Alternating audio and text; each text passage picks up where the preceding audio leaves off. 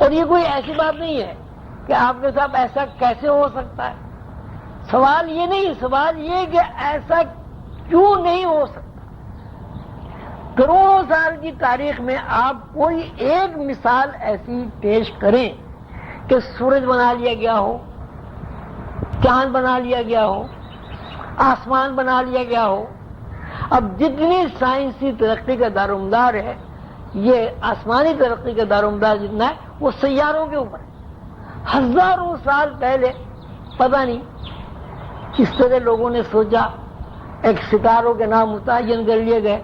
کسی کا نام زحل رکھ دیا، کسی کا نام مشتری رکھ دیا، کسی کا نام مریخ رکھ دیا، کسی کا نام عطارد رکھ دیا، کسی کا نام سنبل رکھ دیا، کسی کا نام دمبا رکھ دیا، بچھو رکھ دیا، نہ معلوم کیا کہ میزان رکھ دیا.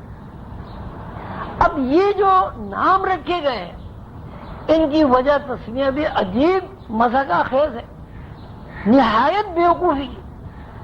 یعنی اس قدر ہنسی آتی ہے انسانی شعور پر کہ صاحب انہوں نے مذہقہ خیز نام رکھے اور پوری سائنسی ترقی کا دار و مدار ان ستاروں کے نظاموں پر ہے. مثلا انہوں نے دیکھا کہ آسمان میں ستاروں کا جھرمٹ ہے، ان جھرمٹ سے ایک دمبے کی شکل بن گئی.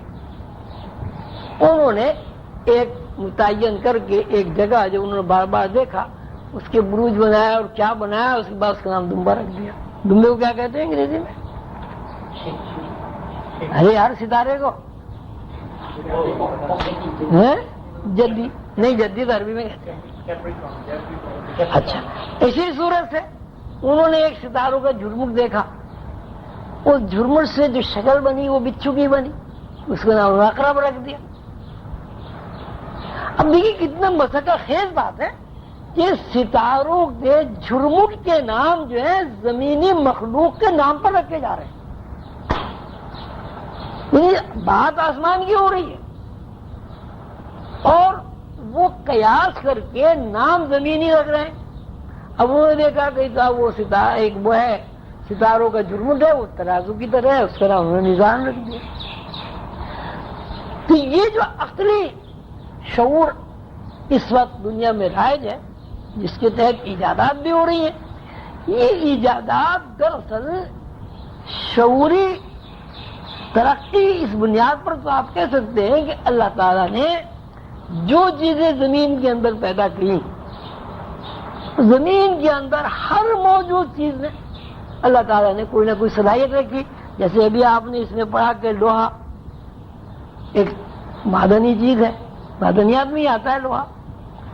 اب اس لوہے کو جب دیکھا گیا، پرکھا گیا، اس کے اندر کھوج لگایا گیا اس کی صلاحیتوں کا، تو اس کی صلاحیتیں آپ کے سامنے آ گئی.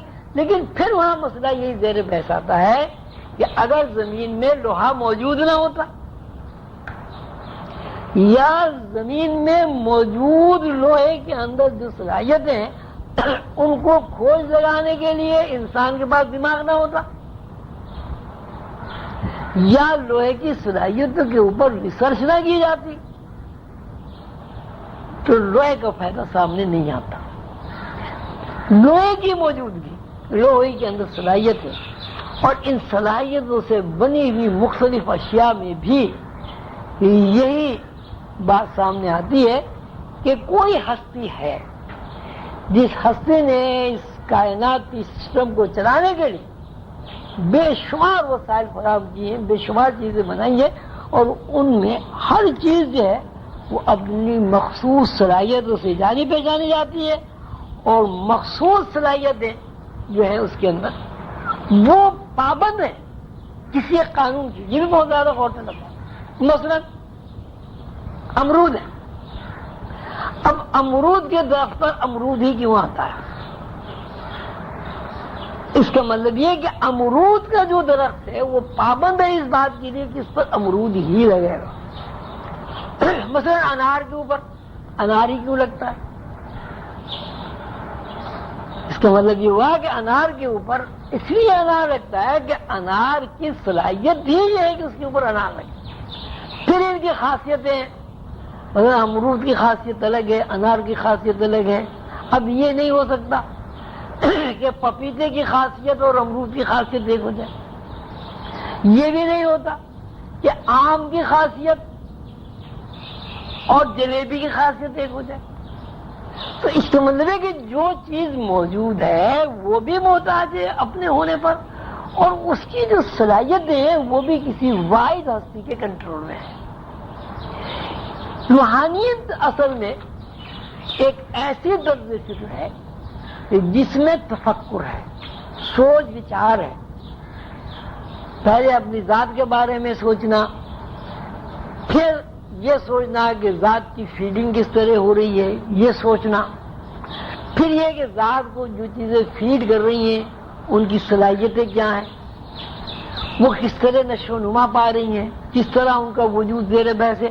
جیسے ابھی اس میں لکھا کہ آم کے موسم میں آم آ جاتا ہے، گلر کے موسم میں گلر آ جاتا ہے. مطلب جس چیز کی انسان کو ضرورت ہے وہ چیز موجود ہو جاتی ہے جب انسان مسلسل تفکر کرتا ہے اپنی پیدائش پر، اپنی زندگی پر، اپنی موت پر، اور جو اپنی زندگی کو جاری رکھنے کے لیے وسائل ہیں ان کے اوپر.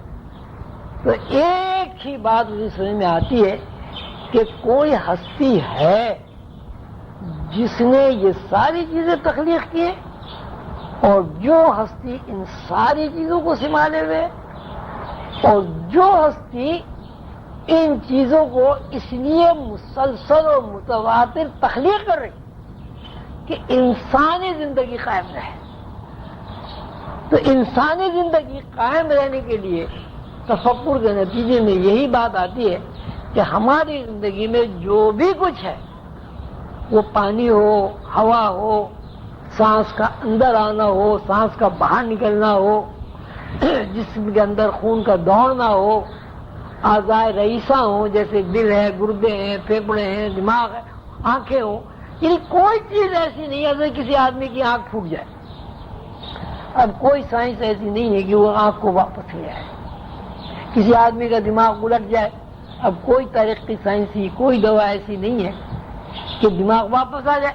اگر کسی دوا سے کسی مرض کا علاج بھی ہو رہا ہے، پھر وہاں یہ بات زیر بحث آتی ہے وہ دوا کہاں سے آئی، دوا کس نے بنے، اور اس دوا میں صحت کی صلاحیت کس نے رکھی، اس دوا کی خاصیت کہاں سے متعین ہوئی.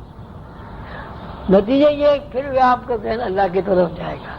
تو یہ جو اتنا کچھ آپ نے پڑھا ہے اس میں یہ ہے کہ انسان اور اللہ کا ایک ایسا تعلق اور رابطہ ہے کہ انسان اس سے کسی بھی طرح نہ انکار کر سکتا ہے، نہ اپنی جان چھڑا سکتا ہے، اور نہ اللہ کے اس تعلق میں کسی طرح کا کوئی تصرف کر سکتا ہے. مثلا ہوا میں کوئی تصرف نہیں کر سکتا، پانی میں کوئی تصرف نہیں کر سکتا، تیل میں کوئی تصرف نہیں کر سکتا. اس کے لیے جو اللہ نے متعین کر دیا ہے اس کو وہ استعمال کرنے پر بھی مجبور ہے، اور اس سے فائدہ اٹھانے پر بھی مجبور ہے. اور جن چیزوں میں اللہ نے نقصان رکھ دیا ہے وہ چیزیں لازم اس نقصان بھی. مثلا ایک آدمی جو ہے وہ آگ لگا دیتا ہے گھروں میں، آگ کا کام ہے جلانا، آگ جلا دی، اسی آگ سے آپ کھانا پکانا شروع کر دیں، وہ ساری نو انسانی کے لیے وہ آگ فلاح کا سامان بن جائے. تو جب کسی انسان کے اندر اپنے اور زندگی کے درمیان جو عوامل کام کر رہے ہیں، زندگی اور ماحول میں جو چیزیں اس سے رابطہ رکھتی، جو چیزیں اس سے تعلق رکھتی، جن چیزوں کے لیے انسان مجبور ہے، جب اس پر وہ غور و فکر کرتا ہے تو اس کا ذہن اللہ کی طرف جاتا ہے کہ اللہ ہی جو ہے وہی سب کچھ ہے. یہی وہ واقعیت ہے. جیسے میں نے آپ کو مثال دی تھی کہ لندن جانے کے لیے آپ کو معلوم ہونا چاہیے کہ وہاں موسم سرد ہے. اگر آپ یہاں کے حساب سے لندن چلے جائیں گے تو ہم مر جائیں گے ٹھیک. تو اسی طرح غیب کی دنیا میں داخل ہونے کے لیے لازم ہے کہ روحانی شاگرد کے اندر، یہ روحانی انسان کے اندر استغنا ہونا چاہیے. استغنا سے مراد یہ ہے کہ آپ زندگی میں کچھ بھی کرتے ہیں، آپ زندگی میں کوئی بھی چیز استعمال کرتے ہیں، اس کا تعلق آپ اللہ تعالی کے ساتھ اپنے ارادے و اختیار سے جوڑ دیں. آپ کے ارادے اور اختیار سے تعلق جوڑنے سے کوئی وہاں تبدیلی نہیں ہے، تعلق میں جڑا ہوا ہے، اس سے تو آپ نجات پا ہی نہیں سکتے۔ لیکن واقع